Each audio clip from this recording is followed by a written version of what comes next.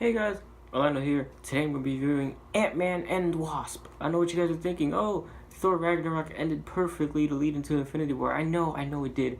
But for me personally, it's weird going Infinity War, Ant-Man and the Wasp, and then Endgame.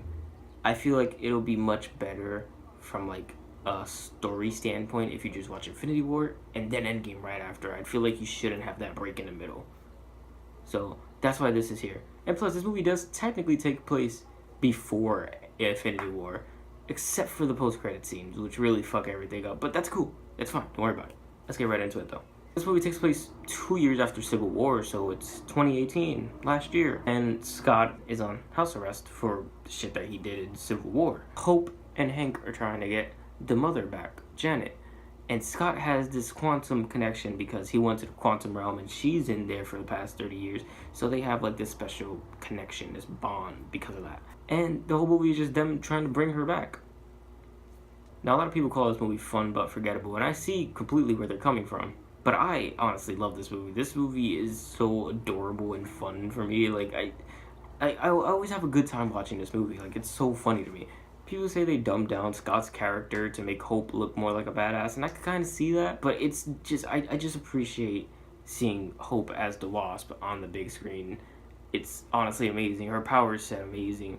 Her as like a strong female character in this MCU that's mostly just males, it's amazing. Like, I would love to see her get her own like spin-off TV show or like even a movie. It would be amazing. The script is kind of just there. It's nothing special, but it's not like it's the worst either. It's just kind of average. What really sells this movie for me is the jokes.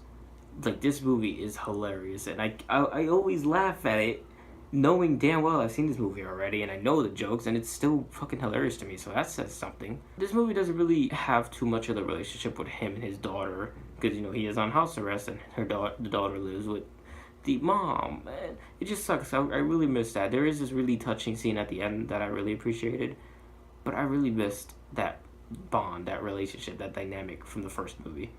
Michael Douglas was amazing once again in this movie, and this movie also has Lawrence Fishburne, which is crazy, because it's Lawrence Fishburne in the MCU. The villain this time around is Ghost. It's weird enough. I believe she's an Iron Man villain in the comics, and they just kind of just took her for an Ant-Man movie, so that's something. She's not really the best. In Phase 3, she is one of the weaker ones, definitely. It's clear, it's understandable what she wants to do, but by the end, it's the way her character arc ends. It's kind of like, wow, she's just like in a completely different spot. And I guess that's how character arcs are supposed to be. It's just, she just wasn't written as strong. It's really hard to explain, but if you watch the movie, you understand, like, wow, this is, like, nothing compared to, like, the other villains in this phase. But the action in this movie, I love the action. I love the shrinking tech. I like how the, like, making objects grow bigger. I like how that was used more for, like, comedic effects, like the way it was in Civil War. I love how they did that. And, oh my god, the soundtrack for this movie, oh my god. It's the same composer back, like, using the same theme. They didn't change around the theme song at all. This is one of the few MCU soundtracks that I actually have on my phone because I just love it so much. It's the same Ant-Man theme with just little twists done to it, like techno, like rock and shit. It's amazing. I love it. I really like the relationship between Scott and Hope in this movie. They haven't really spoken to each other in 2 years, which sucks, but you can still feel that tension between them two, and I really ship them. Seeing the quantum realm expand in this movie, like, we see more of it than we've ever seen before. Like, there's, like, it's basically its own universe, with civilization, beings living there. Even though it's so microscopically small, people are living there. Well, not people, but you know what I mean. And I love how much we were shown of that.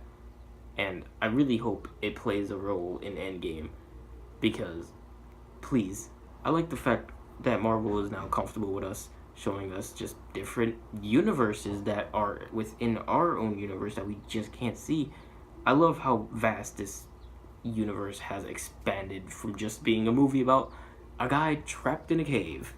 I had a lot of fun with this movie, and I think I like it more than most people do.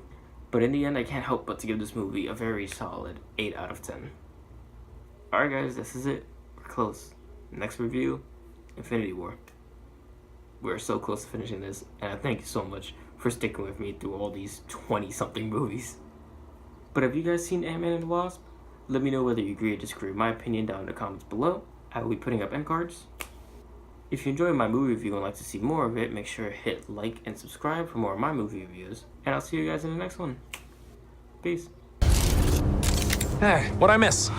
We were just tiny! It takes two to